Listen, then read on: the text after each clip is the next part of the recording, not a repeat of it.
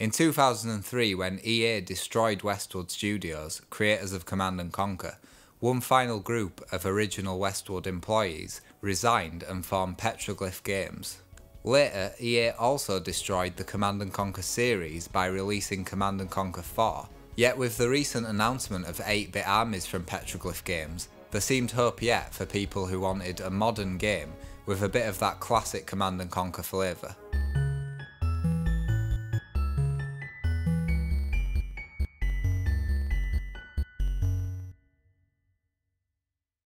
Eight-bit Armies seem to have all the right elements in place to be every bit as good as it should be. It's an isometric base-building real-time strategy with a voxel art style. It uses one global resource gained by sending harvesters out to various points on the map. Also, perhaps most importantly, Frank Klepacki is the composer. So what does 8-bit Armies do differently? First off, there are 3 unit producing buildings: barracks, motor pool and air control. Creating multiples of these buildings will steadily decrease the production time of your chosen primary building in that set, which is the only building able to produce those units, one at a time. This is the dominant factor which sets the stage for the tactical decisions needed to win. You want to be producing units just fast enough to drain your resources, but not too fast that they come to zero. You need to drip feed your economy with more harvesters and refineries over time to accommodate a quicker and quicker build queue. This brings me immediately to the worst element of the game by far, the harvester AI. It's absolutely abysmal. Only one harvester can enter a resource point or refinery at one time, and the harvesters will always default to the closest of each. This means that every time you build a harvester or refinery, you will have to micromanage their pick-up and drop-off points, or else you'll get a massive queue of harvesters at both ends of the production chain, with empty refineries ready to be used literally 2 squares away. You're gonna want a lot of harvesters, but babysitting every single one of them is time that could be better spent elsewhere and is just plain tedious. This could so easily be solved by putting a limit on the harvesters per refinery, and this should have been done before launch. Why not build refineries near to resource points, you ask? Well, expanding your base is not really a viable option in 8-bit Armies. On certain maps you can base creep out of your initial area, but most of the time this is not viable and certainly not encouraged. Every map starts the players off in a raised area with only one entrance. Building outside that area becomes an annoyance due to the buildings having to be placed near each other, but this also leads to a lack of environmental tactics that a lot of modern RTS games have developed, such as Tiberium War's rocket jump soldiers for example. 8-bit Armies prides itself on being easy to pick up, even for RTS beginners. While this isn't necessarily a bad thing, I feel they may have gone too far in this instance. Infantry, vehicles, air units and base defences each have a machine gun and rocket variation, which are good against infantry and vehicles respectively. There's also an artillery tank and a transport helicopter. With only one faction in the game, this boils the entire unit composition tactics down to one surefire strategy.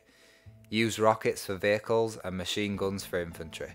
Map one key to a group of infantry and one key to a group of vehicles, and avoid their respective weaknesses, and you can pretty much blast through the single player campaign with no problems whatsoever.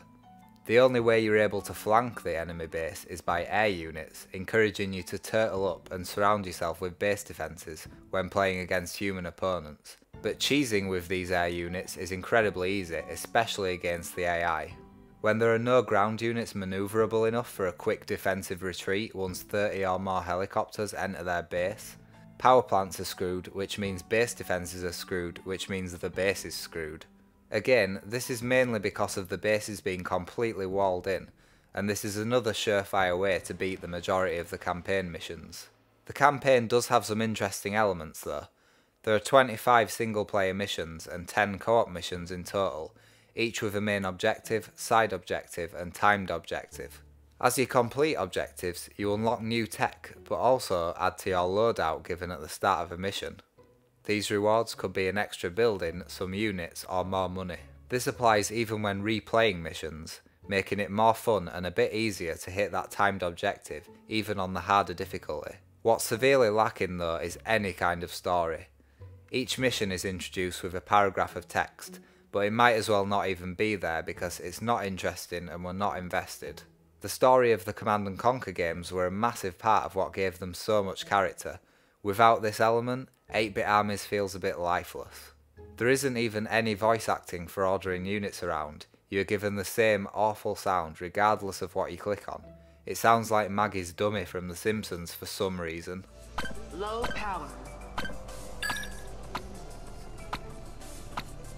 Power plant.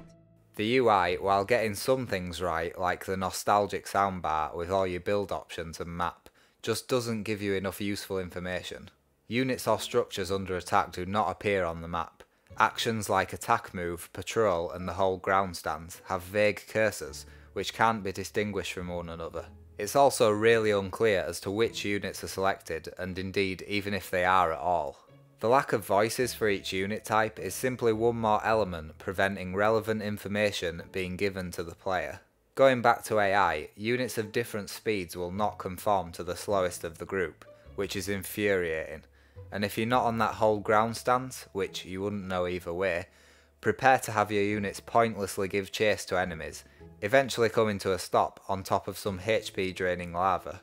It's a nice touch on a couple of the maps to have these environmental hazards, but it's not utilised in a particularly unique or interesting way.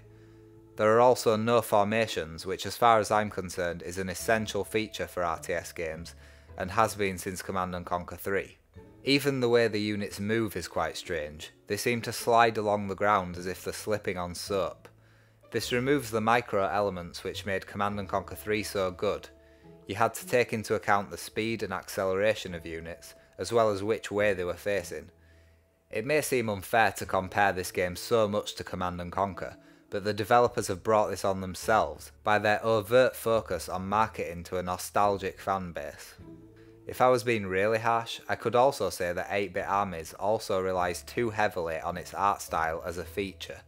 The voxel art style is nice, but it doesn't immediately make a game worth buying, as a lot of Steam Greenlight games seem to believe nowadays.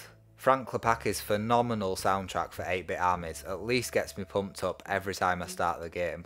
He has gone for a mix of chiptune and his signature heavy riff-based rock, and it could not fit the aesthetic more.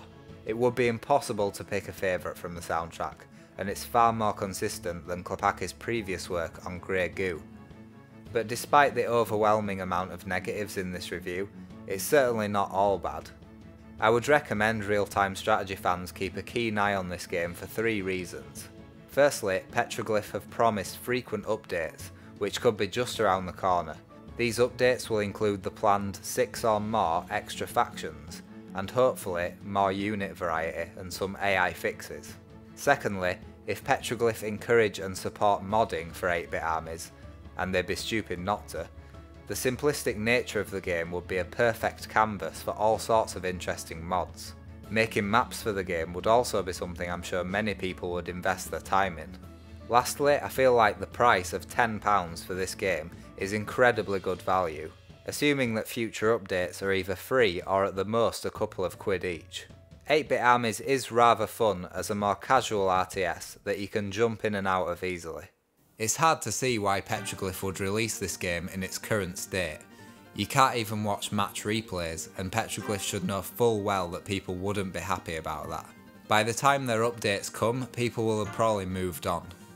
One thing is for sure though, if they don't deliver on their promises they've made with 8-bit Armies, they're going to have to stop using their Westwood veterancy to tempt nostalgic fans into buying their products.